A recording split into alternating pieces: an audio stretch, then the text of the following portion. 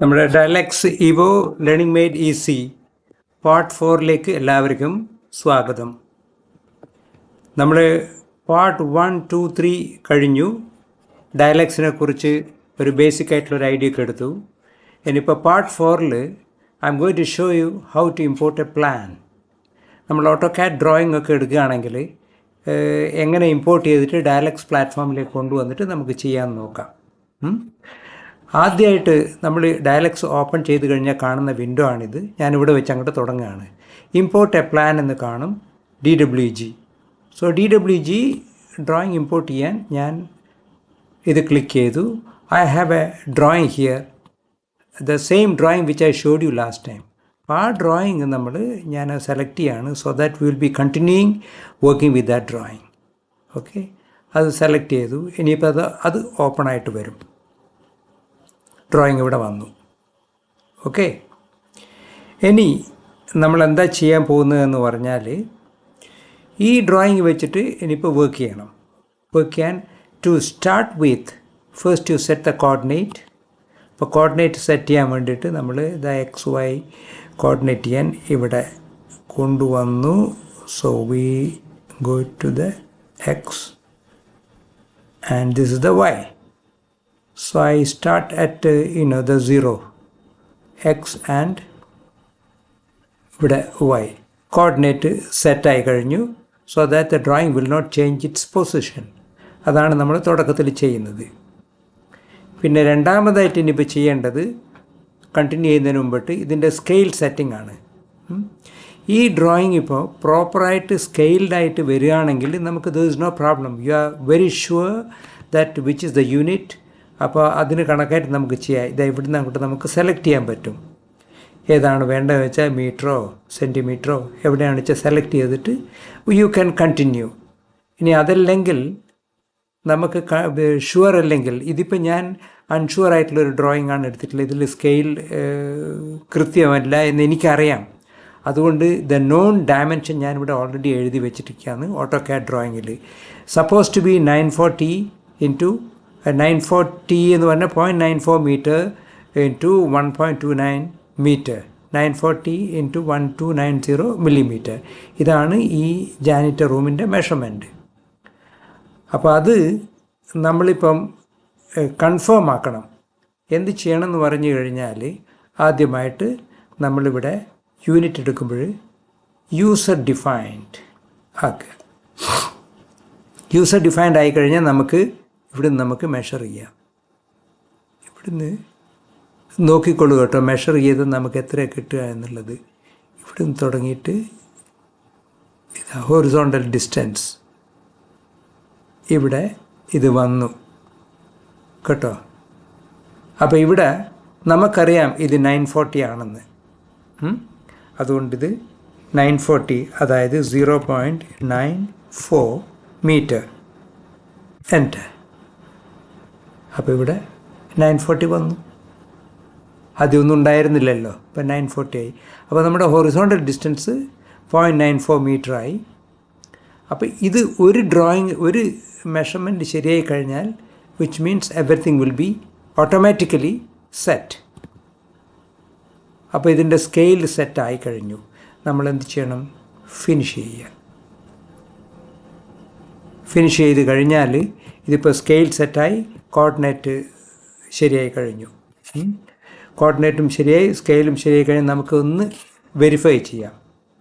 Verify ചെയ്യാൻ വേണ്ടിയിട്ട് ആദ്യം എന്താ ചെയ്യുന്നത് പറഞ്ഞാൽ, സേ നൗ ഇറ്റ് ഈസ് 940 ആണ്. ഇനി ഇവിടെ നിന്ന് ഇങ്ങോട്ടേക്കുള്ള ഡിസ്റ്റൻസ് എത്രയാണെന്ന് നമുക്കറിയില്ല. ഇവിടെ theoretically it is written 1.29 metre. Let's see how we can check that this is the tape measure. AutoCAD ഡ്രോയിങ്ങിൽ നമുക്ക് എപ്പോഴും സംശയം ഉണ്ടാകുമ്പോൾ ചെക്ക് ചെയ്യാൻ വേണ്ടിയിട്ടാണ് ഈ ടേപ്പ് മെഷർ കൊടുത്തിട്ടുള്ളത്. അപ്പോൾ ഇത് നമ്മളൊന്ന് ക്ലിക്ക് ചെയ്തിട്ട് ഇവിടെ വന്നിട്ട് ഇവിടെ നിന്ന് നോക്കുക.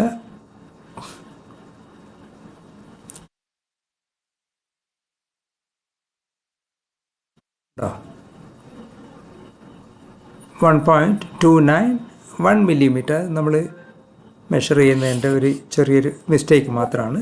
പക്ഷേ ഇറ്റ് ഈസ് 1.29. ആൻഡ് ഇവിടെ നിന്ന് നോക്കുകയാണെങ്കിൽ again you can check from here this place see 0.94 metre. അപ്പോൾ അതെങ്ങനെയാണ് നമ്മൾ സ്കെയിൽ സെറ്റ് ചെയ്യുന്നത്. So now we set scale, we set the coordinate. ഇനിയിപ്പം drawing is ready to work. Ready to work in the sense that നമുക്കിനി ഇപ്പോഴും ഇതൊന്നും ചെയ്യാൻ അറിയില്ല. മറ്റേ ബിൽഡിംഗ് വാളും ഇതൊന്നും വന്നിട്ടില്ല, വെറും പ്ലാൻ മാത്രമാണ് ഇവിടെ ഉള്ളത്.